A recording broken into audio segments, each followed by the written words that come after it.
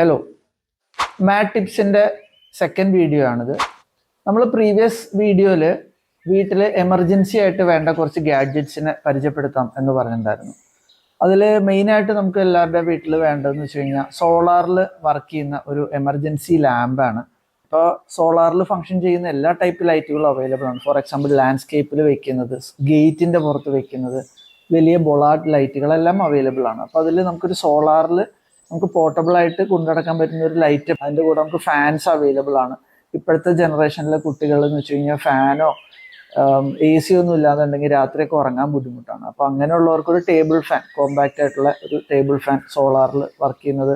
പിന്നെ നമുക്കൊരു tool kit, നമ്മളുടെ മെയിനായിട്ട് ബൾക്കി ആയിട്ടുള്ള ഫർണിച്ചറുകളെല്ലാം ഡിസ്മാൻഡിൽ ചെയ്തിട്ട് നമുക്കൊന്ന് ഷിഫ്റ്റ് ചെയ്യണമെന്നുണ്ടെങ്കിലോ അങ്ങനെയുള്ള കാര്യങ്ങൾക്കൊക്കെ വേറൊരാൾ ഡിപ്പെൻഡ് ചെയ്യാണ്ട് നമുക്ക് തന്നെ ചെയ്യാൻ പറ്റുന്ന പോലെയുള്ളൊരു കേസ് പോലത്തെ ഒരു ടൂൾ കിറ്റ്സ് ഒക്കെ ഇപ്പോൾ ആമസോണിൽ അവൈലബിൾ ആണ്.